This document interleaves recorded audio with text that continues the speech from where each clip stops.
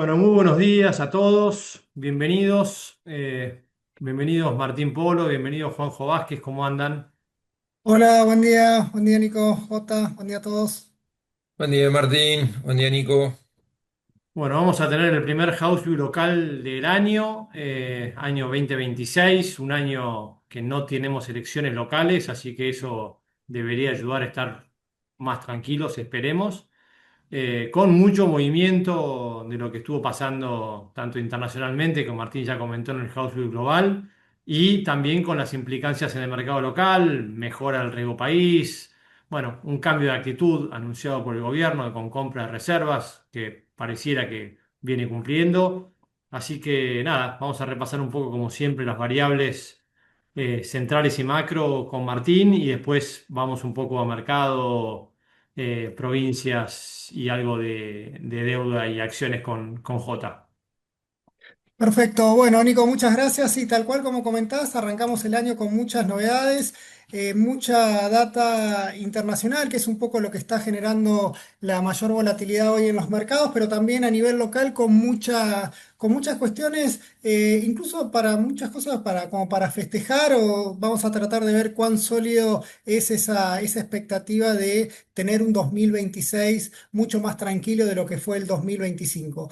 El título es, como ustedes sabrán, Nico también, nosotros en diciembre no tuvimos el House View, pero sí le mandamos, lo publicamos en nuestra página Perspectivas. En aquel entonces el llamado era pagar deuda y acumular reservas. Bueno, como ustedes saben, pagó la deuda en tiempo y forma y ahora viene para nosotros el principal objetivo, ya ahora disipado ese riesgo de deuda, sobre todo porque ahora hay que esperar hasta julio, que es el próximo gran vencimiento. Ahora todos la mira está puesta en la acumulación de reservas, que viene bien, y desinflar, que si querés, Nico, dentro de toda esta charla que vamos a tener, es el punto más ácido en cuanto a la dinámica que tuvimos en estos primeros meses. Si querés, inflación y actividad serían en este semáforo que solíamos poner la parte un poquito más que menos buenas noticias nos trajo. Incluso nos trajo malas noticias, como lo podemos ver acá en este primer gráfico. Tenemos que la inflación de diciembre vino, la verdad, vino muy mal, un 2,8%, como ustedes pueden ver ahí,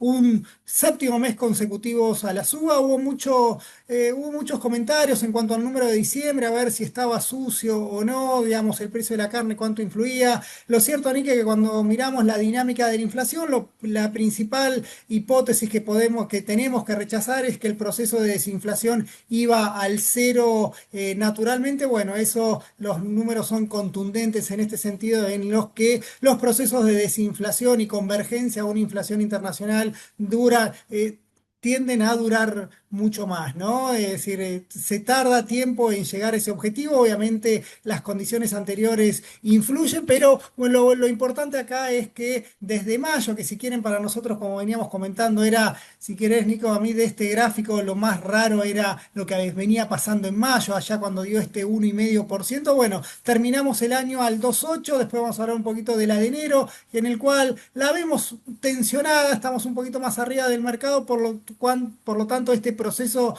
de inflación en el margen lo seguimos viendo con preocupación, ¿no? No porque se vaya a disparar, pero sí como puede desalinear un poco las expectativas del mercado. Como ustedes pueden ver, Nico, acá sacamos la carne, ponemos todos los indicadores que tenemos en cuanto a la dinámica inflacionaria y como lo pueden ver, todos los precios han acelerado su marcha sobre todo en el cuarto trimestre del año pasado. Fíjate, estamos en una inflación que va viajando más o menos al 2,5% en los últimos meses, incluso acelerando en el margen porque hay todavía ajustes de precios regulados pendientes y tenemos también los precios de los bienes que se han acelerado, no solo por la carne, sino también porque recuerden que hay ahí una palabra que había quedado un poco en desuso, que era el pass-through. Recuerden que pensábamos que una devaluación del 30% no iba a tener impacto en los precios. Bueno, los datos son contundentes en eso, que sigue siendo un pass-through lento, ¿no? Pero evidentemente nos pone un piso un poquito más alto y eso creemos que también va a tardar un poquito más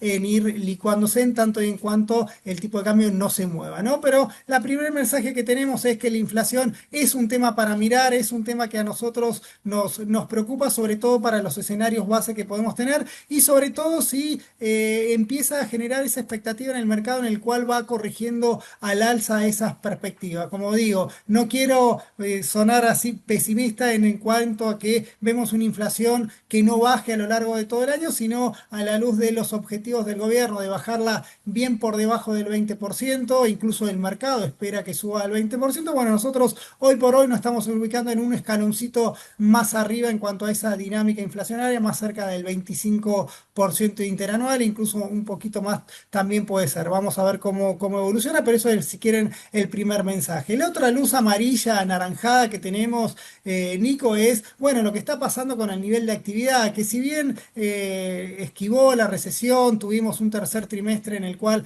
nos sorprendió al alza la actividad con algún repunte, bueno, pasado ese veranito para la actividad, bueno, los datos de octubre y noviembre fueron muy flojos, también el diciembre probablemente dé un poquito más arriba que noviembre, pero el mensaje acá es como que la economía perdió impulso, estamos prácticamente estancados, cuando lo vemos por actividad, bueno, fíjate que tuvimos ahí, si querés, la noticia o la parte más amarilla de la noticia es, bueno, que por primera vez desde 2024 la actividad ya cayó en términos interanuales, ¿no? Lo que quiere decir esto es que nos quedamos sin arrastre estadístico para el crecimiento para el 2026. Así que esto nos pone un llamado de atención, sobre todo porque son muchos los sectores son más los sectores que andan más flojos que los que andan bien. Los que andan bien, como lo hemos hablado, como también es Vox Populi, es el sector minero y energético, obviamente van viento en popa, sobre todo también ahora con las noticias internacionales que tenemos, es otro factor alcista. La verdad que por ahí no tenemos más que ver que esta actividad siga aportando o siga creciendo en torno a lo que lo viene haciendo, 7-8%. Una actividad de intermediación financiera que, como vamos a ver, perdió impulso porque se frenó ese proceso de remonetización que tenía la economía y después tenemos algunos aportes del agro, bueno, ahora ahí está pesando un poco la cosecha fina que vino mejor, pero sigamos todo el sector más urbano, esa economía más urbana, vemos que la actividad está floja, definitivamente floja, es una luz amarilla que para el gobierno que la actividad esté en esta circunstancia, también porque se empiezan a ver algunas consecuencias de ese nivel de crecimiento tan bajo, que es, por un lado, lo habrán visto la semana pasada, la morosidad de la cartera privada vienen subiendo muy fuerte, ya estamos casi al 9%, la más alta desde el 2010. Tenemos un proceso en el cual los salarios reales les cuesta ganar a la inflación. De hecho, en noviembre volvieron a mostrar una caída en términos reales, por lo tanto, esto genera que el proceso de inversión sea el único, si querés, el único motor que tenga la economía para crecer en 2026. No tenemos mucha expectativa con el consumo. Las exportaciones netas nos van a aportar. Ahora vamos a ver también que algo bien pueden venir, aunque siempre ahí tenemos ahí los dientes apretados con la dinámica de las importaciones. Así que acá, si querés, la parte buena es que cuando vamos a ver este verano financiero, ojalá que sea un verano eterno, ¿no? Pero el hecho de que esté bajando el riesgo país, que mejoren las condiciones para inversión para en Argentina, si querés, es la llave para que este proceso, o por lo menos a lo que apunta el gobierno, que ese efecto derrame que haga la inversión sobre el resto de la economía empiece a reflejarse en las estadísticas. Por ahora no, eso no se está viendo y, como les digo, estamos en una situación de estancamiento que, si querés, si corro el mapa mucho más o este gráfico mucho más tiempo, es el problema que tiene Argentina de las últimas 2 décadas, que no encuentra un motor de crecimiento sustentable, ¿no? Que lo haga con una economía que pueda crecer con equilibrio macroeconómico. Eso es un poco el desafío que va a tener en los próximos 2 años el actual gobierno. Por otro lado, tenemos una buena noticia, que algo que, si querés, está desde el día uno, que es esta política fiscal de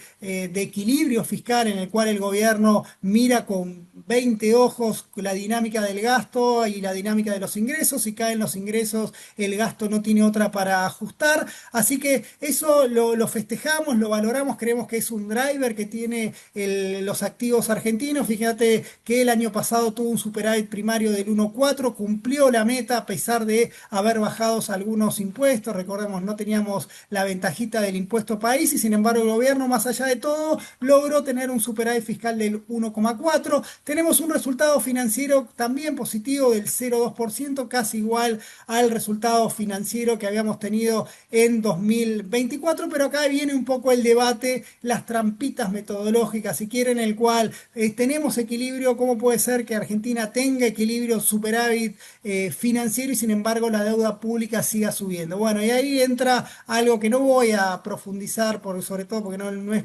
materia de debate, simplemente para que tengamos en cuenta que cuando sumamos la capitalización de intereses, bueno, el cuento no es tan lindo en cuanto, bueno, o no es tan, sí, no es tan lindo, no digo que es dramático, pero sí que Argentina todavía necesita seguir acumulando superávit fiscal mayor al que está teniendo, ¿no? Porque necesitamos al menos, le pongo ahí el resultado fiscal ajustado. Esta es una cuenta que hacen Empiria en cuanto a, bueno, tener una contabilización un poquito más realista del pago de intereses, da un 1,2. Recuerden que este año también va a ser el hecho que Argentina ingrese a los mercados de deuda, también hace que esa deuda que antes pagaba deuda en dólares, un cupón del 3,5%, ahora en las estadísticas van a ser deuda más cercana al 7%. Así que la cuentita de pago de intereses, ténganla presente, es una mochila pesada, es una mochila en la cual obliga al gobierno a mantener a rajatabla o todo el esfuerzo posible al 1,4, un superávit primario al menos.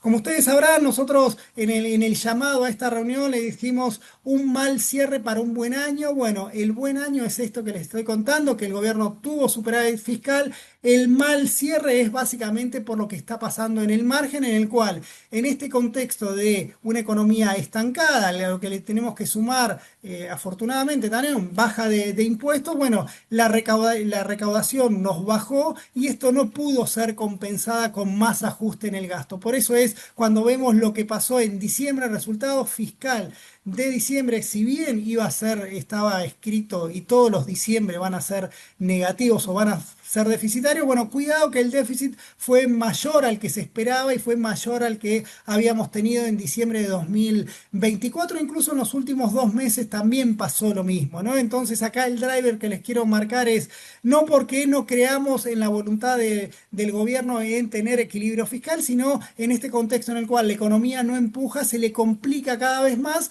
en un contexto también en el cual el ajuste del gasto lo hizo y vamos a ver ahí cuánta tela para cortar le queda sin generarle presiones políticas. Recuerden también que otra de las cuestiones que tuvimos este año es que las relaciones con los gobernadores y demás ha empezado a distenderse un poquito. Se distendió con plata, como ustedes saben cómo se resuelven los problemas de plata, se resolvieron con eso, o bueno, o por lo menos tuvieron esa distensión por ese lado. Tenemos un nivel de gasto de capital muy bajo, vamos a ver ahí si el gobierno ahí larga un poquito, se relaja un poquito, pero acá lo que les quiero marcar, Nico, es que el equilibrio fiscal está, me gustaría que sea más, porque desde acá podemos pedir de manera de tener un ejercicio de deuda mucho más sustentable del que tiene, ¿no? Pero bueno, acá no creemos que podamos tener espacio para bajar mucho más impuestos y creemos que la presión por el gasto, bueno, ojalá lo pueda seguir bajando como lo viene haciendo, pero nos parece un poquito difícil. Por eso es que para este año nosotros pensamos que el equilibrio primario se va a dar, pero quizás lo tengamos que relojear mes a mes, sobre todo porque nos preocupa la dinámica de la recaudación. Por otro lado, no todas fueron malas, y sobre todo no son malas, sobre todo por lo que le veníamos alertando nosotros. Somos muy exigentes con las cosas que decimos y después nos evaluamos. Y sí, lo que les tenemos que comentar es que en los últimos 2 meses del año el superávit comercial voló, ¿no? Tuvimos una mejora, nos cambió mucho el escenario que nosotros veíamos para el cierre del año pasado. Recuerden que en los primeros 9 meses del año habíamos tenido una fuerte caída del superávit comercial, no alcanzaba con la mejora continua que teníamos en el saldo energético, que había pasado a ser superavitario, y teníamos, para que se den una idea, ya por los primeros 9 meses, un superávit comercial que era un tercio de lo que había sido en 2024. Como ustedes saben, cuando tenemos el superávit comercial es la gran carta que tiene Argentina para compensar un poco el déficit en la cuenta corriente, y esto con esto que pasó en los últimos 2 meses acomodó un poquito el cuerpo. Fue un cierre mucho más digno en cuanto al balance comercial. Seguramente esto haya permitido que el déficit en la cuenta corriente durante el año pasado no haya llegado al 2% del PBI, sino que esté más cerca del 1%, porque así como nos mejoró la balanza de bienes, seguramente la de servicios continuó con una tendencia similar. Un poco, si me apuran, ahí está un poco el ajuste del tipo de cambio que hizo el gobierno, o por lo menos o que el mercado le hizo cuando abrió el cepo allá por abril. Esto se convalidó, pero también acá tenemos algunos factores, como siempre. ¿Cuánto hay de esto de transitorio? Fíjense que acá el saldo comercial, cómo mejora mucho esta parte, que es, si quieren, agro, la industria y las importaciones, ¿no? Ahí, ¿qué es lo que pasó? Y acá tenemos dos factores importantes que le hemos destacado en nuestros weeklies, que son, por un lado, la avalancha de liquidación de soja que tuvimos. Recuerden, se liquidaron en septiembre, pero después quedaron, el devengamiento se fue a lo largo del cuarto trimestre. Eso permitió, para que se den una idea, lo vamos a ver acá. Fíjense las exportaciones que venían muy flojitas, ¿no? Un 13%, llegaron a crecer apenas un 1,4% en el segundo trimestre. Recuerden, la mayor tensión cambiaria la teníamos ahí, con importaciones creciendo al 34%. Bueno, fíjense cómo en el segundo semestre, ese segundo semestre de ajuste cambiario, la cuestión se fue acomodando un poquito. Las exportaciones repuntaron al 14% en el cuarto trimestre, crecieron al 5,7% en diciembre. Ahí les pongo un punto: sacamos los porotos de soja. Está bien que, digamos, y las exportaciones cayeron. Lo pongo por diciendo, no creamos que estamos en un boom exportador, sino que tenemos en algunos sectores como muy dinámicos. El resto de los sectores viene mucho más flojo, sobre todo las manufacturas industriales. Pero eso no quita que esta dinámica dispare, una aceleración de las exportaciones con desaceleración de las importaciones, nos haya permitido mejorar esta foto de 2025 en cuanto a al saldo comercial. Más allá de que, fíjense, 25 contra 9 es lo que crecieron las Impo versus las Expo. Y cuando vemos por qué se desaceleraron tanto las Impo, recuerden que es importante esto, que lo veníamos destacando: no es sostenible que Argentina importe 30% más todos los años, y hay un poco esta cosa que un poco incomoda a varios, que es ver la elasticidad con el PBI. Bueno, vemos que las importaciones se desaceleraron fuerte porque la economía se planchó, ¿no? No tiene motor para que crezcan porque no hay demanda, ¿no? Entonces eso es un poco lo que es lógico, lo que ha venido pasando. Entonces por eso lo ponemos como en un punto de atención. Pero bueno, más allá de la sustentabilidad que les estoy marcando, acá lo importante es que, teniendo un mejor saldo comercial, a lo que se sumó una mejora en la cuenta financiera, esto es lo que nosotros estimamos. Una pena que el Banco Central nos demore a mes vencido, ¿no? El último viernes de cada mes nos publica el balance cambiario del mes anterior, ¿no? Vamos a tener los datos de diciembre, ahora nos tenemos que conformar con los datos de noviembre, pero haciendo una estimación, más o menos el mensaje que nosotros damos es que el mercado cambiario pasó de demandante neto a oferente neto. ¿Por qué hay más oferta? Bueno, creemos que es por dos motivos, ¿no? Por un lado, mejoró la cuenta corriente cambiaria, por esto que les acabo de decir de lo que pasó con el saldo de bienes. También la de servicios quizás aflojó un poquito, pero por otro lado tenemos la cuenta financiera, en el cual si quieren, es la gran protagonista de estos días. Estamos esperando un superávit arriba de los 2.000 millones de dólares.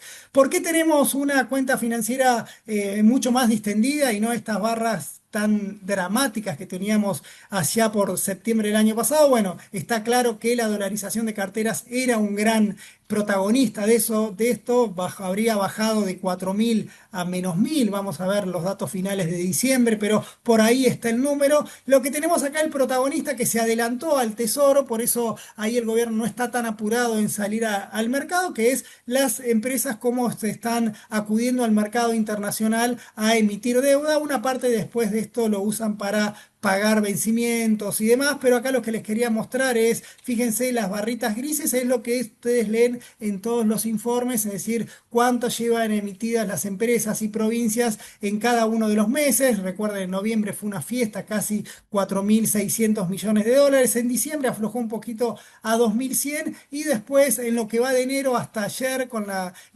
emisión que hizo Córdoba por 800 millones, tenemos esta entrada de casi 3.100 millones de dólares. Acá lo que nos falta ver es cuánto de esto va a entrar. Un poquito podemos hacer la cuenta que, fíjense esto, después lo que queda por el MULC y podemos esperar que esta tendencia, que el dato de noviembre, fíjense, fue de 1.500, es lo que la estamos subiendo a 2.000 y probablemente a 2.500 en enero, ¿no? También lo destacó el vicepresidente del Banco Central, que hay todavía mucha oferta, mucho flujo por entrar al mercado cambiario y bueno, obviamente después tenemos que ver la sustentabilidad de todo eso. ¿Por qué digo esto, Nico? Bueno, porque cuando uno lee el margen nos perdemos la película, ¿no? Y ahí empiezan un poquito las dudas. Es cierto que en esta distensión que está teniendo el Banco Central, es decir, porque el central empezó a comprar dólares, que no entiendo, bueno, ya hemos criticado por qué no lo hacía antes, ¿no? En este esquema de bandas, pero bueno, tabula rasa, vamos a hacer de cuenta que arrancamos en enero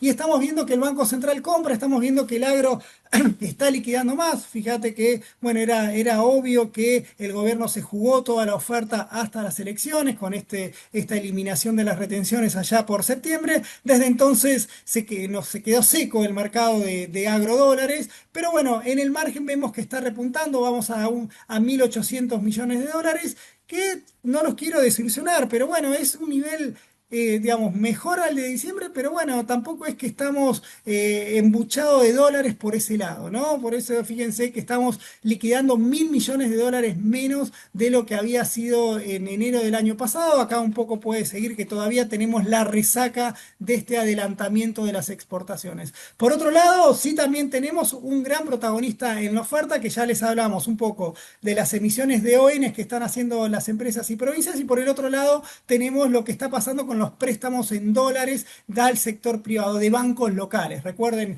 toman préstamos y esto después se liquida en el mercado cambiario y es una nueva oferta de dólares que en enero la verdad vienen muy bien. Esto fíjense que da lo mismo que en diciembre, más de 1.100, perdón, nos está dando 1.100 millones de dólares en enero, pero esto es con datos al 23, así que es probable que esto termine en 1.500, que es, fíjense también, no nos perdamos la película, ¿no? En enero, en estos meses suelen ser también, tienen cierta estacionalidad los préstamos por documentos, ahí evidentemente hay prefinanciación de exportaciones que tenemos que ir viendo, pero lo que importa acá, contado que estamos acá en el poroteo, bueno, fíjense, de octubre de estar cancelando préstamos, acá estar prácticamente embuchados de préstamos en un contexto en el cual los depósitos en dólares siguen subiendo, por lo tanto esto le sigue dando espacio para que siga siendo un factor de la oferta para el mercado cambiario. Entonces acá vemos la película, fíjense, seguimos, acá tenemos este desierto que tuvimos con las ventas, con las intervenciones del Banco Central, se despertó, bueno, en buena hora, 1.200 nos da la proyección, manteniendo el ritmo de compra que está teniendo, terminaría en 1.200 millones de dólares. Vamos a la película, un poco también para bajar un poco los decibeles, o no sé si es el comentario, pero bajar un poco la euforia. Bueno, todos los eneros compró, incluso en otros eneros ha comprado más de lo que está haciendo en este año. Por lo tanto, es bienvenida las compras, hay que seguir trabajando, eso lo vamos a ir viendo. Por suerte, todos los meses nos encontramos y los vamos a ver. Pero bueno, dado que me quedan 5 minutos, vamos a rápido estas noticias que también han hecho mucho impacto, en el cual tenemos que el Banco Central compra, sin embargo, las reservas netas siguen muy negativas. ¿Y por qué suben las reservas brutas? Y bueno, tenemos un nombre y apellido para esto, que se llama oro, ¿no? Vamos a ver el oro, ya saben ustedes que se disparó el precio del oro. Esto para las reservas es muy bueno, porque básicamente esto nos permite, fíjense, en un año Argentina duplicó su tenencia de la evaluación del oro en las reservas, se duplicó. Fíjense, está pesando el 23% de las reservas internacionales es oro, incluso subiendo. Hoy ya con la sube de hoy ya estarían en 11.000, así que hoy las reservas tienen un piso de suba de 500 millones de dólares, si es que se mantienen los precios que estoy viendo antes de entrar a esta reunión. Esto para las reservas es, las reservas netas la ve por el costado. Es cierto que se mira y no se toca esto. Todavía no es que podemos vender las reservas y pagar deuda, porque no nos permiten, o creo que se armaría un lío bárbaro, pero bueno, es algo que quizás nos puede servir para algo. Lo importante acá es que para la contabilización de las netas, el Fondo Monetario nos había puesto un límite, ¿no? Que es decir, fijamos el precio del oro en 5.560. Lo que le dice el fondo es, no me vengas con que aumentaste las reservas cuando es por efecto de oro. Vamos a ver qué discuten ahora en la próxima reunión, pero es un tema en el cual nosotros destacamos las compras del Banco Central, creemos que es importante, pero también como dicen algunos analistas, que si el Banco Central compra para después pagar la deuda con el fondo en las próximas semanas, estamos igual, ¿no? Porque cuando pague el menos 19.900 me va a ir a menos 21.000. Entonces, eso es lo que nos sigue preocupando. Por eso festejamos ese cambio de actitud. Bueno, hay que seguir regando esa plantita durante todo este 2026 y es lo que vamos a ver. El viento a favor sigue estando, la verdad que cuando uno tiene suerte y no hay con qué darle, estamos, la verdad, Argentina y los emergentes en general están con una un muy buen enero. ¿Qué más le podemos pedir a este mundo, no? Cuando no tenemos, cuando tenemos que llamar a Bessent, nos pone un tweet que nos mejora, y cuando Bessent no está, tenemos al mundo que sigue brillando los emergentes, y dentro de los emergentes, Brasil. Brasil ya está subiendo un 21% solamente en lo que va de enero. El real se apreció un 5%, el oro, como ustedes lo vemos, un 28%, pero si quieren también está subiendo el petróleo, está subiendo la soja, está subiendo el cobre. Bueno, todo esto obviamente para nuestras proyecciones de acá, que esto no lo teníamos en cuenta, para el 2026, obviamente que nos mejora el frente externo. Sería muy necio de nuestra parte decir que esto no nos impacta en nada. Obviamente las exportaciones tienen un piso más alto considerando esto. Tengan en cuenta que con más o menos solamente de oro y plata, con lo que exportamos, más o menos 5.000 millones de dólares. Bueno, ya ganamos en 15 días 2.000 millones de dólares, ¿no? No es poco, es la FAE de un mes y medio, ¿no? Entonces, eso es algo bueno, y en este contexto, bueno, el tipo de cambio en el cual el gobierno también había un poco cedido en actualizar las bandas. Fíjense que ahora las bandas se ampliaron porque ajustan con la inflación pasada. Como la inflación empezó a subir, la banda se amplía. Sin embargo, el tipo de cambio siguió estable, sigue flat. Esto es lo que vemos desde octubre, prácticamente no se movió. Y acá tenemos algo que no podemos no decirlo, ¿no? Es cierto que, fíjense, el tipo de cambio desde diciembre de 2024 subió un 40%. Si le sacamos la inflación argentina contra la inflación de Estados Unidos, esa ganancia baja al 7,6%. Había ganado casi un 15%, es decir, ya bajó un 10% desde que había alcanzado el pico. Lo que pasa es que acá tenemos este changüí, esta ventaja que nos da que el dólar a nivel internacional se debilita y nos permita tener un tipo de cambio un 20% más alto, que sigue siendo algo bueno. La dinámica es, bueno, cuidado que cayó 10 puntos respecto a lo que estaba haciendo en el pico. Con esto no queremos entablar el debate de el tipo de cambio está atrasado, tienen que devaluar, sino simplemente a ver cuál es la sustentabilidad para que Argentina acumule reservas con un tipo de cambio que no se está moviendo por estas cuestiones de oferta, que no sabemos cuán cierta pueden ser de transitoria. Lo cierto es que el tipo de cambio real mejoró el cuerpo. Cuando hacemos, si vale la aclaración respecto a un promedio histórico, sigue estando por debajo. Para que todo esto tenga sustentabilidad, vamos a necesitar el flujo financiero. Entonces, por ese lado, es lo que vamos a seguir viendo. Creemos que el gobierno debe, una sugerencia, no debería nuevamente volver a ese vicio de que el tipo de cambio vuelva a ser un ancla, porque los flujos financieros, no quiero dar recomendación de inversión, pero también este boom que tenemos en el mercado global, o esta debilidad del dólar, bueno, cuidado que en algún momento se puede dar vuelta, hay que estar atento. Por eso simplemente ponemos no perder el foco de hacia dónde vamos, ¿no? Y por otro lado, el otro punto de la nominalidad es la tasa Tamar, bajó. A nosotros nos venía sorprendiendo que en diciembre había caído mucho, fíjense, volvió en términos reales negativos, era algo que nos descolocaba, pensamos que el gobierno apuntaba a tasas de interés reales positivas y es naturalmente lo que tuvo que pasar en enero en el cual se acomodó el cuerpo Latamar. Este nivel de tasas a nosotros no nos incomoda, creemos que es un nivel más de equilibrio. En el medio, ¿por qué se va a mover en el corto plazo? Y bueno, tenemos estos problemas de liquidez que está teniendo el sistema financiero. Por un lado, ¿por qué tenemos tensiones en la liquidez? Y bueno, básicamente porque los depósitos aflojaron mucho. En enero, la verdad, los agregados monetarios vienen flojos en lo que va de enero. En términos reales, el M3 está cayendo y el crédito, a pesar de desacelerar, sigue creciendo por encima de los depósitos. Por esto, este indicador que nosotros seguimos siempre se tensionó. Por eso vemos, es natural que la TAMAR de enero esté más alta a la de diciembre. Y por otro lado, para ver el cortito plazo, tenemos acá lo que pasa con este famoso otros del Banco Central, que fíjense que a medida es el indicador de liquidez por excelencia, ¿no? Fíjense, cuando sube el otro, quiere decir que los bancos trasladan esa liquidez al Banco Central y eso es contra el espejo de que la tasa de interés, la TAMAR, empiece a pegar la vuelta. Entonces, eso, si quieren, es la dinámica para las tasas de interés que las vemos estables. Acá un poco para pelearlos un poco esta dinámica que cuando queremos ver la remonetización, fíjense que el Banco Central está comprando dólares en un contexto en el cual el M2 está cayendo. Así que a veces esas cosas las tenemos que, para proyectar, yo prefiero verlo de otra manera que ver por la monetización, que por eso van a entrar 10.000 millones de dólares. Ojalá que así sea, pero bueno, a la luz de ese seguimiento mensual finito que hacemos, por ahora no se estaría cumpliendo.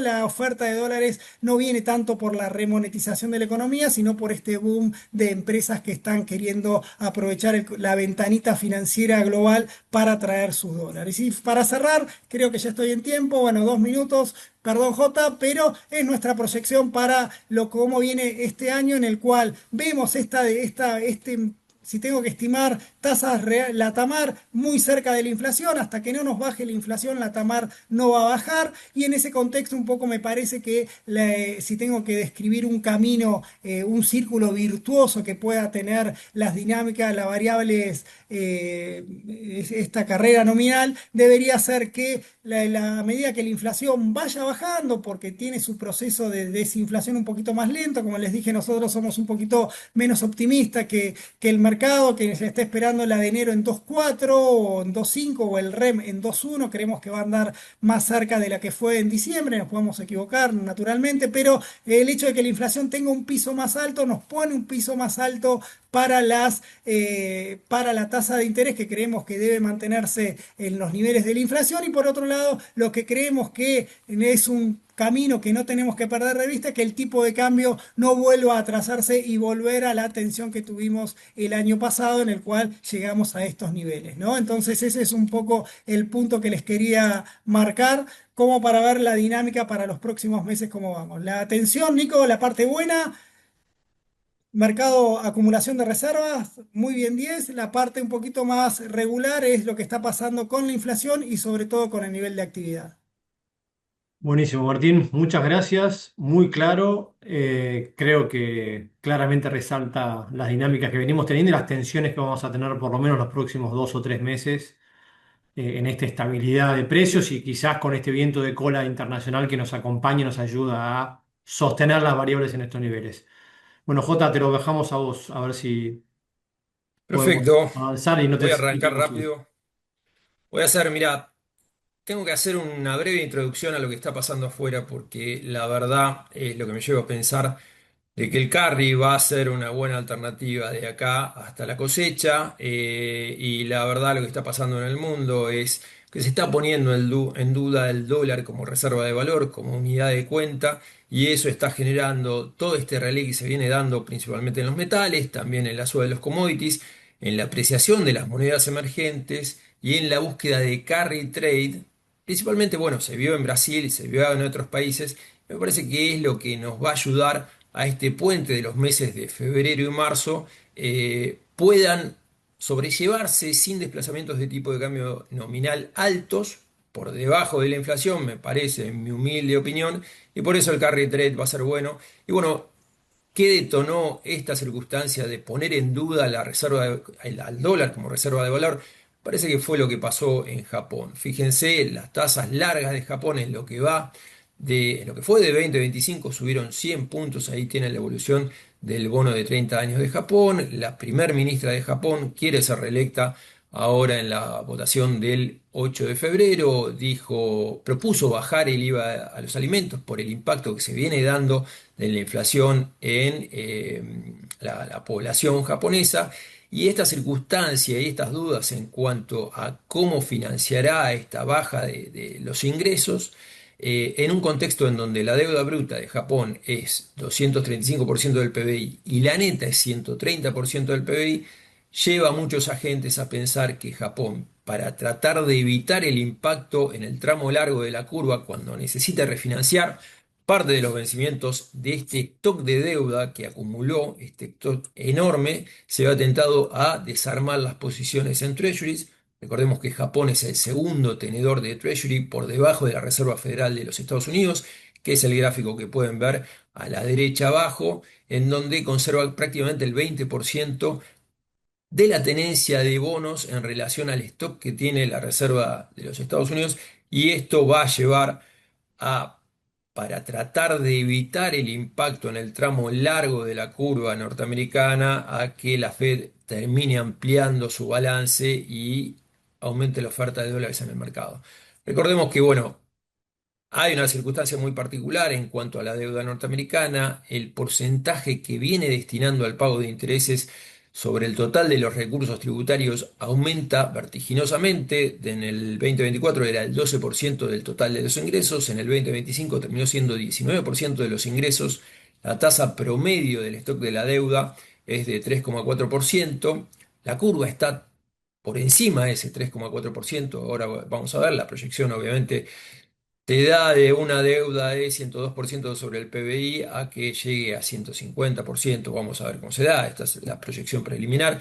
Pero sí, lo que es cierto, que manteniendo un déficit de casi 5%, entre el 5 y el 6% del PBI, el stock de la deuda acumulado, y a cómo está la curva, ahí fíjense la curva, lo que está en la línea punteada clara era la situación de la curva de Treasuries al junio del 2025. Después punteada tenemos la situación de los treasuries a comienzos de año y la situación actual donde tenemos un leve desplazamiento. Estas circunstancias no generaron deuda en lo que es el servicio de la deuda de Estados Unidos, porque se sabe que la Fed va a terminar ampliando su hoja de balance. Tenemos cambio de autoridades de la Fed en mayo, donde uno de los CEO de BlackRock, Rick Rader, bueno, ya mencionó que él pensaba que la tasa de los Fed Funds, que ahora está en niveles de 3,75, 3,50, debería tener tres bajas de 25 puntos en lo que va del 2026. Esto está generando que todos los commodities suban. Fundamentalmente el oro, como saben, está subiendo casi 28% en lo que va del año. Yo lo que les diría, acá hay un gráfico del oro ajustado por inflación norteamericana. No traten de ponerle techo al oro. Es verdad que está sujeto a que haya recortes de esto de 28% que subió en lo que va del mes, pero fíjense lo que son en términos reales las subas que se vienen dando en el oro. Cuando Nixon suspende el patrón oro en agosto del 1971, en términos reales se multiplicó por 7 el valor. Después, cuando Volcker sube la tasa de los Fed Funds hasta el 19,5%, porque se habían registrado datos de inflación de casi 15%, ahí el costo de oportunidad de tener oro en cartera fue enorme. Ahí en términos reales llegó hasta el 1,5 veces, o sea, hubo una contracción de casi 80%. Con la burbuja de las .com, el costo de oportunidad de tener oro bajó muchísimo y eso dio inicio al rally que se dio hasta la crisis de Lehman Brothers y la deuda europea, en donde acá tener equity, el Standard Poor's 500 tenía un dividend yield superior a la 10-year norteamericana, el bono de 10-year de 10 años del Tesoro norteamericano, con lo cual acá el costo de oportunidad generó este recorte en términos reales que vemos del oro.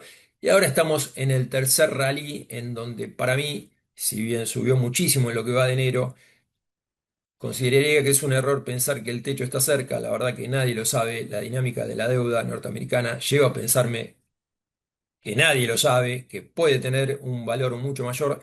Y acá vemos qué pasó con las monedas emergentes, principalmente con las monedas latinoamericanas. México, Brasil, Colombia, Chile registraron un máximo en fines de diciembre de 2025. Ahí empezaron todas a apreciarse.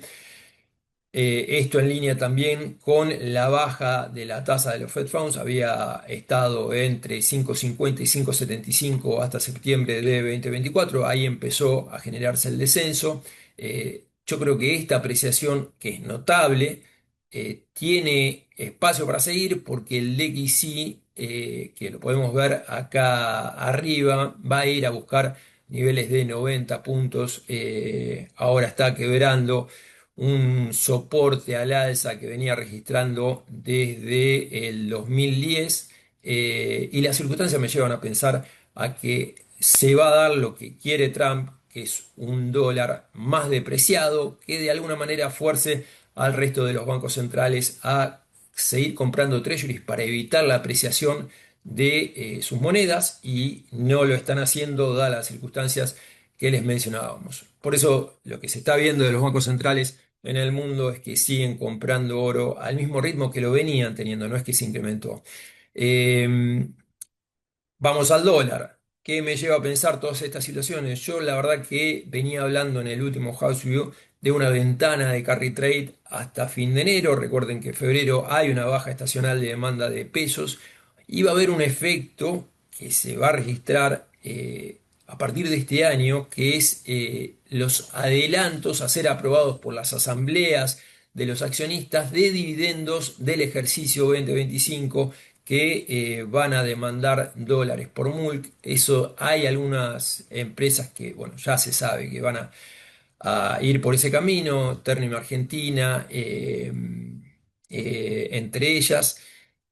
Igual a como está el escenario internacional, como les comentaba, me parece que esta ventana de carry trade hasta la cosecha se va a extender, por lo cual me parece que vamos a tener momentos interesantes. Hay instrumentos interesantes en pesos como para apostar a esto. En esta circunstancia, me parece que los desplazamientos de tipo de cambio nominal en promedio hasta mayo van a ser menores que la inflación. El tipo de cambio real multilateral puede aguantar en donde está, en parte por apreciación de las monedas con el dólar. Esto es una apreciación personal, obviamente no hay certeza, pero toda la dinámica que viene pasando me parece que va a seguir en esa tendencia. No creo que haya un cambio de tendencia, por lo menos hasta que conozcamos el nuevo chairman de la Fed, que todo da a entender, o sea, las apuestas indican a que sería este CEO de BlackRock, que viene hablando de la necesidad de recortar tasas, ¿no? ¿Qué pasó con el riesgo país? Venía hablando hace tiempo del escenario base de 475 puntos, 550 puntos, eh, para conseguir en enero. Ya estamos en niveles de 484 puntos. La verdad que pensar en niveles inferiores a estos 450 me parece desafiante, más que nada por la situación que estamos en reserva. Por suerte, el Banco Central viene comprando reservas, ya compró 1.083 millones de dólares en lo que va del 2026. El mundo nos sigue ayudando, como comentaba Martín, lo que son los rendimientos de los triple C comprimieron 30 puntos básicos en lo que va del 2026. Fíjense los spreads, ya estamos cotizando a 100 puntos de spread por debajo de lo que cotizan el promedio de los bonos corporativos triple C norteamericanos. Yo siempre le hablaba de una ventana intermedia entre el spread de los B y los triple C. Eso te marcaría a precios de hoy un riesgo país de 425 puntos básicos. Ojalá se dé. La verdad que la operación de Ecuador sirvió a que nuestro riesgo país quiebre los 500 puntos básicos. Ecuador acaba de colocar 4 billones de dólares en deuda, recibió ofertas por 18 billones, tiene un stock total de deuda de 83 billones de dólares.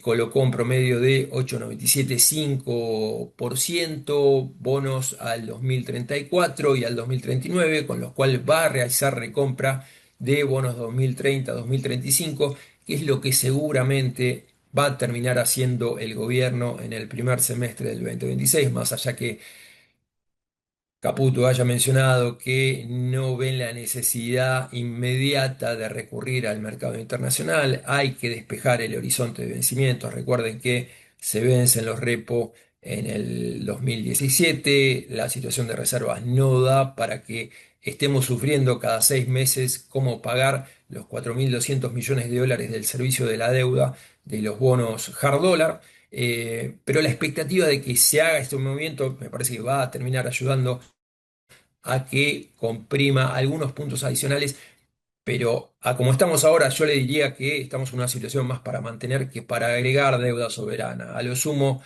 deuda soberana que agregaría sería algunos instrumentos duales como para hacer carry trade. Les hablaba mucho de los bopreales 2028, ya están rindiendo casi 9%, 8,5%. Recuerden que ya no me parecen tan atractivos por lo que le decía, ¿no? Hay que pagar casi 6,3 billones de repo en el 2027 y bueno, también hay que pagar 1,5 billones de los bopreales. Lo que es la curva, vamos a ver la curva, todo lo que es hard dólar está rindiendo casi 9%, tramo largo ley Nueva York, un poquito más lo que es ley Argentina, ahí podemos ver la curva, se nota una normalización de la curva en lo que es la ley Nueva York, sigue aplanada la curva ley Argentina, la verdad que A10 de TNA, el L30 por devengamiento es lo que me gusta en lo que es hard dólar.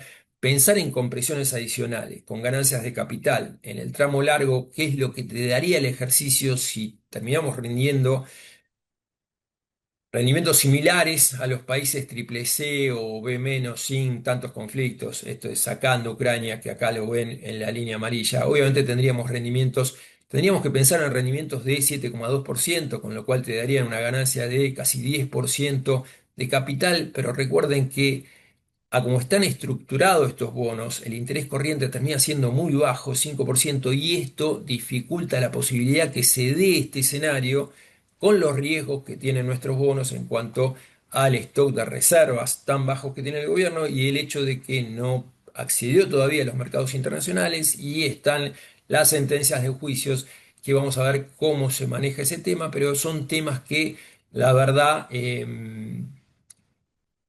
dificultan la posibilidad de que haya compresión adicional de nuestro riesgo país, que más allá de los niveles que está, estos 485 puntos es un nivel muy bueno, ¿no? Por eso le decía, yo me parece que si hay algo que me gusta de lo que es soberano, y yo les diría, fíjense en instrumentos de carry para lo que es cash management. Ayer se produjo la licitación del Tesoro, absorbieron 2 billones de pesos. La LECAP nueva, la S16M6, está rindiendo 3 de tasa efectiva mensual. Fíjense lo que son los duales, me parece lo más interesante hoy por hoy. La TTM 26 está rindiendo Tamar más 4,1%. Recuerden que la tasa promedio de vengada de estos instrumentos, que parte desde el 15 de enero del 2025, hoy está en niveles de 37,66%, con lo cual, más allá de la volatilidad que tenga la tasa Tamar, va a haber un piso de 3% mensual de devengamiento seguramente hasta que venzas estos instrumentos. La TTJ26 me parece que entre todo es más interesante aún que la TTM26, está en Tamar de 6,15%. Por liquidez y por devengamiento es lo que más me gusta. Ahora, si uno quiere ir a instrumentos en pesos a más largo plazo, yo les diría que fíjense las propuestas que hay dentro de lo que es la curva SER, que están en rendimiento, están registrando rendimiento de inflación más TIR de 8,5, 8,7%, dado que ante una expectativa de eliminación del cepo, si es que se da, los break-evens a los que está cotizando lo que son instrumentos SER y los que son instrumentos tasa fija, me parece que son bajos. Ahora bien, instrumentos soberanos de larga duración, yo les diría que fíjense, esto le vengo repitiendo lo que venía mencionando en los últimos House View, hay instrumentos más atractivos en lo que es los bonos subsoberanos, más que nada por el downside risk que tienen los instrumentos hoy por hoy y esto se los trato de explicar con este gráfico en donde pueden ver la evolución de tres bonos. El Discount Ley Nueva York, que está en la línea punteada, que pasó a ser el GD38, que está en la línea negra que ven acá abajo. El bono de Ciudad de Buenos Aires 2027 obviamente no es líquido este bono porque tiene lámina mínima de 200.000 dólares.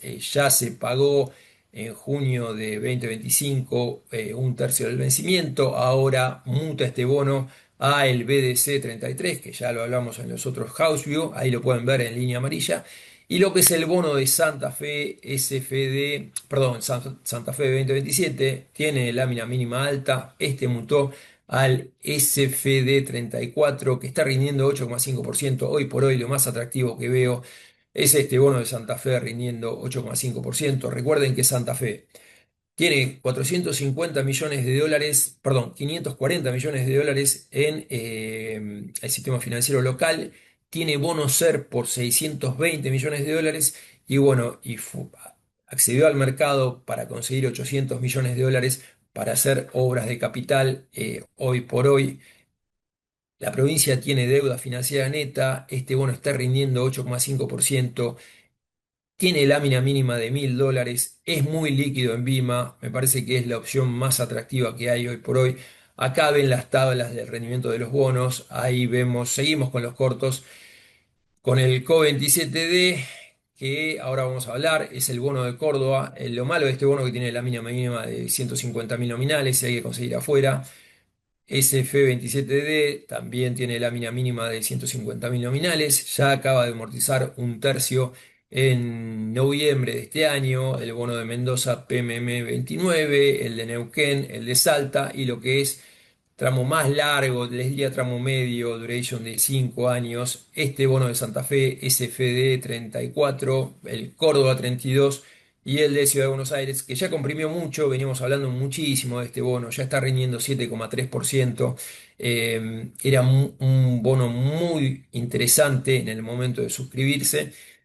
Y les tengo que comentar algo de Córdoba, muy rápido porque me están corriendo los tiempos. Están los datos de la Dirección Nacional de Asuntos Provinciales al tercer Q del 2025. Córdoba acaba de emitir un bono nuevo que tiene, no es bullet, tiene amortizaciones parciales a partir del 2032, una emisión de 800 millones de dólares. Con esta emisión prácticamente estaría fondeado el bono CO27D que rinde 9%, es muy interesante, ese hay que conseguirlo por la mesa, llamen a la mesa.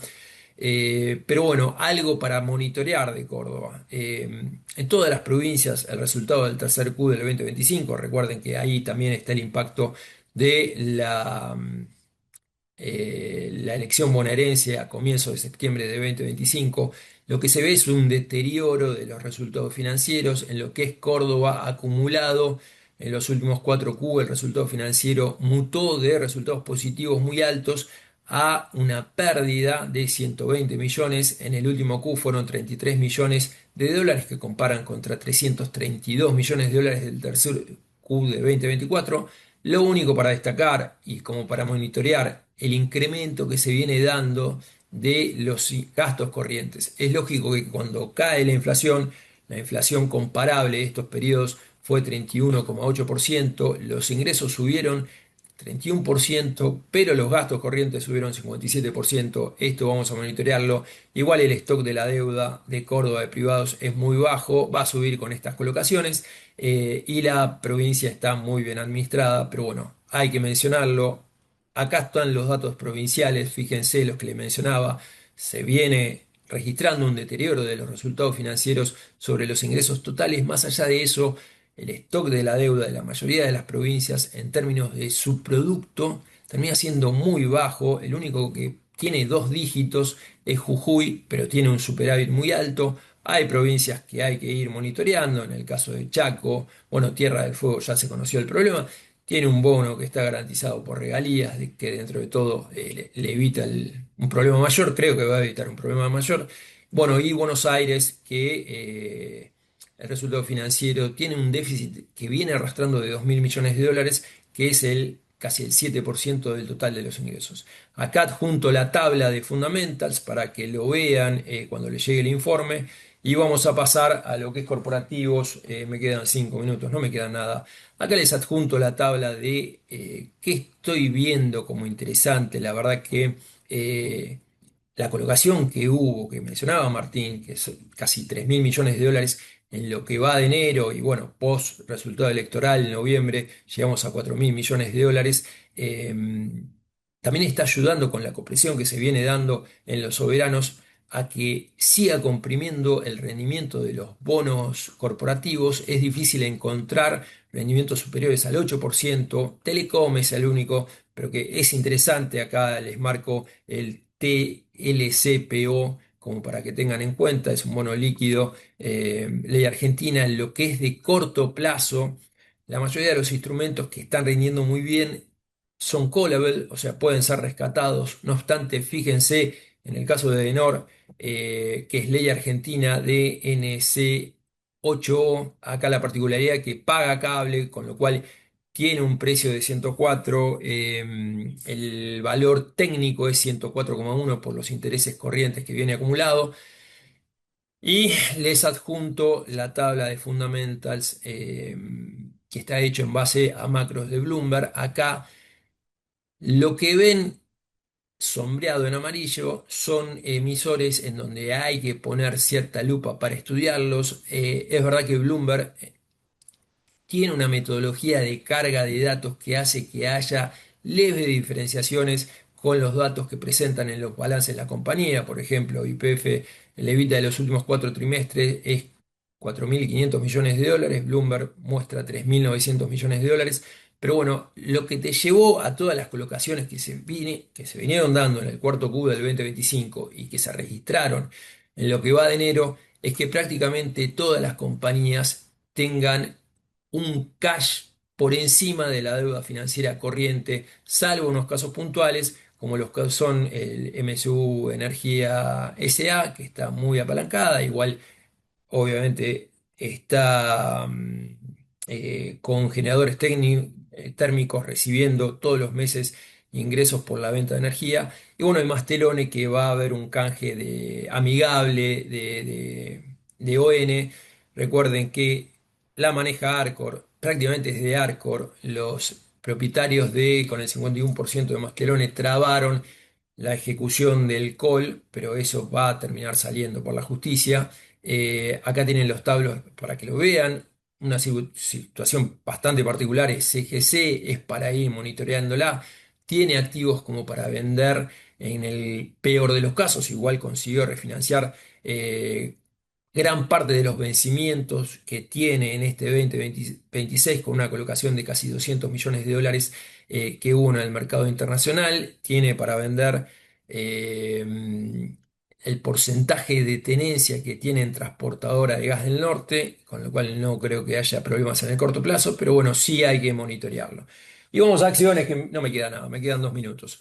La verdad que me parece que el Merval quebró la resistencia que venía teniendo en los casi 2.050 puntos, va a ir a buscar los máximos de 2.360 puntos que registró en enero del 2025. Los fundamentals actuales son muchos mejores de los que veníamos teniendo en este momento, pero se dio por un flujo enorme que buscó exposición a Argentina, dada la victoria de Trump. Eh, Hoy por hoy ese flujo no se ve si uno ve el ingreso de lo que son la nueva cantidad de acciones del ARGT. No hubo incremento sustancial de acciones, recién empezó a rebotar en los últimos días de enero. La verdad que hubo un desarme importante desde septiembre hasta la fecha.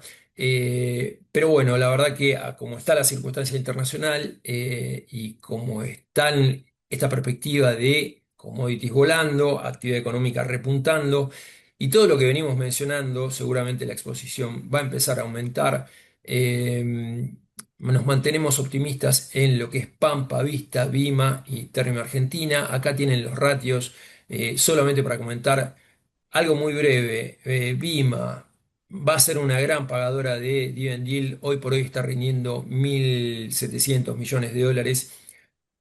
registró pérdidas por mark to market de casi 31 millones de dólares en el tercer Q del 2025. Eso se va a revertir por la suba que hubo en el precio de los bonos y en los activos financieros. Seguramente va a venir con ganancias de 50 millones de dólares por ese concepto. El EBITDA del 2025 fue 170 millones de dólares. En el 2026 va a ser casi 200 millones de dólares. Va a ser gran pagadora de dividendos. Solamente necesita de los 360 millones de activos financieros propios que tiene en cartera, 200 millones de dólares como para respaldar los riesgos que tiene su negocio, con lo cual pensar en que pague un EBITDA por año me parece que es factible.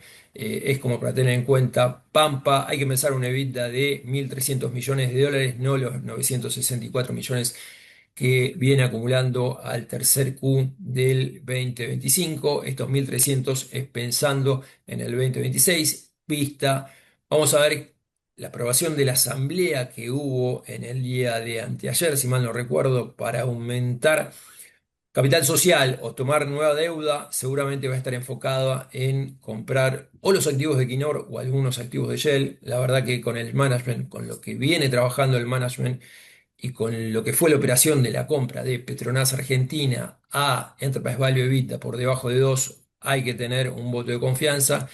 Algo que tomaría ganancias, les hablé mucho de Transportadora de Gas del Norte, más que nada cuando valía 750 millones de dólares, cuando estaba con el market cap de estos niveles. Ya está en 1.414 millones de dólares, cerca de los máximos de enero de 2025. Está con ratios, ya me parece justos. Enterprise Value EBITDA de 5,16%. Le queda por cobrar 90 millones de juicio en el primer Q del 2026. No obstante, tiene que pagar impuestos, impuesto a las ganancias, cosa que no hizo hasta los ejercicios anteriores. Se va a venir la extensión de contrato hasta el 2037, esto hablando con el Investor Relation de la compañía. Técnicamente ya está aprobado por el Enargas, falta el formalismo del decreto por el Poder Ejecutivo. La reversión del ducto al norte, hay una verdad, no generaría ingresos adicionales salvo que logren aumentar las exportaciones. Y para aumentar las exportaciones no está fácil, o sea, hay que hacer grandes inversiones. Yo no creo que se produzcan aumentos sustanciales en 2026. Y bueno, los dividendos en el 2025 no se repetirán. Pagó 210 millones de dólares, seguramente va a pagar dividendos por menos de 100 millones de dólares o 100 millones de dólares. Me parece que ya está en precio, es como para tomar ganancia. Y la última, que me quede sin tiempo. Fíjense, Termo Argentina, la verdad que yo quiero ser contrarian acá, el mercado la está castigando, se le están sacando de encima, en parte porque están haciendo un paralelismo con lo que pasa con Asindar y tiene circunstancias distintas. La verdad que la empresa trabajó muchísimo en la mejora en los costos, ven el EBITDA por tonelada que obtuvo en el tercer Q, yo creo que lo va a mantener en todo este 2026 por la reducción de costos que vino generando y porque está aumentando mucho lo que es la producción, aceros planos, laminados en calientes, en el cuarto Q del 2025 contra el cuarto Q del 2024 subió 21,9%, lo que es laminados en frío 4,5%. Tuvieron una pérdida de mark to market al tercer Q del 2025. Recuerden que tiene una cantidad de activos financieros tremenda la compañía, era de 900 millones de dólares al tercer Q. Perdón, al segundo Q del 2025, la pérdida de mark to market por cómo se desplomaron el precio de los activos financieros, producto de las elecciones bonaerenses, llevó a que pierde 114 millones de dólares en el tercer Q del 2025. Esto se va a revertir, va a tener ganancias de entre 200 y 250 millones de dólares en este cuarto Q que le van a permitir revertir, o sea, compensar dentro de todo lo que distribuyó la compañía en GD38, que fueron 278 millones de dólares en diciembre de 2025. Seguramente va a haber un pago de dividendos a ser aprobado por Asamblea de los Accionistas. Esto seguramente va a pasar en febrero de este año. Vale 1.260 millones de dólares. Está a price to book value de 0,44. Y con esto cierro. Tiene el 28,7% de Ternium México. Ternium México no tuvo un gran 2024, tampoco un 2025 en línea a lo que fue Ternium Argentina. Los precios hoy por hoy de la chapa de Ternium Argentina están alineados a los precios de Ternium México. Lo pueden ver en el gráfico inferior. los precios locales están sujetos a los precios más que nada de Brasil, y Brasil en marzo empieza a aplicar aranceles por el acero chino.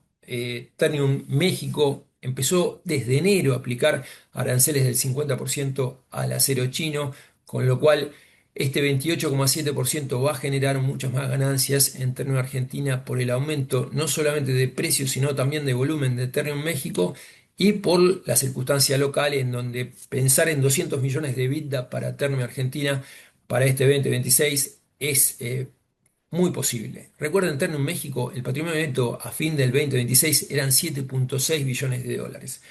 Esa posición y tenía caja por 1,2 billones de dólares. Hoy Ternium Argentina vale 1.200 millones de dólares de valor empresa y equivale solamente a lo que tiene en Ternium México valuado a un precio de valor libro de 0,58. Con esto cierro. Me parece que acá pueden ver la evolución del market cap de Ternium Argentina, a diferencia de Ternium Luxemburgo. Voló Ternium Luxemburgo, Ternium Argentina no fue a ningún lado. Este spread, este relativo, está cercano a los mínimos históricos. Me parece que es como para aprovechar. Y con esto cierro. Gracias, Javier, Jota. me pasé de tiempo. Bueno, como resumen muy breve, ahí comentabas vos del empinamiento de la curva argentina, que está muy plana. Nosotros vemos una compresión todavía del riesgo país a 450 y quizás un poquito más.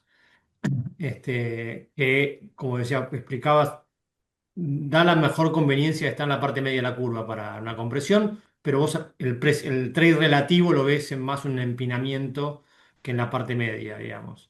Y después, cuidado con algunos provinciales, con algunos números que están ya prendiendo lucecitas amarillas, sin tener en cuenta que algunos provinciales están mejor posicionados que los soberanos. Santa Fe, Mendoza, Córdoba. Y positivos con Merval. La perlita, Ternium, para resumir. Sí, Nico. Ahí yo miraría lo que es, como te decía, Merval Argentina, lo que me gusta, Vima, Vista, Pampa y Ternium Argentina hoy por hoy. La verdad que no me gusta, o sea, me gusta tomar ganancias cuando va subiendo los activos, por eso no sumo exposición a lo que es soberano, no sumaría exposición a lo que es soberano si mantengo lo que tengo. Eh, y bueno, ya pensaría más que nada, bueno, como te decía, ¿no? Lo que es tramo largo, Downs South Ricks, lo que es Santa Fe, Córdoba y Cava, obviamente tiene mucho menor riesgo de lo que es soberano. Y bueno, y esta perspectiva de dólar en duda como reserva de valor internacional es lo que está generando esta inflación de activos que nos viene muy bien, ¿no? Con lo cual esta ventana me parece que hasta la cosecha, que era una ventana incómoda, vamos a poder pilotearla sin problemas de movilidad fuerte de tipo de cambio nominal. Buenísimo, bárbaro. Bueno, muchísimas gracias. Gracias, Jota. Gracias, Martín. No sé si Martín querés agregar algo o complementar algo. No, perfecto, no voy a traer malas noticias, así que tranqui. Bárbaro, buenísimo. No, así que nos vemos el próximo febrero. Bárbaro. Bueno, muchas gracias a todos por acompañarnos y nos vemos en el próximo House entonces. Bueno, gracias. Chau, Saludos. chau.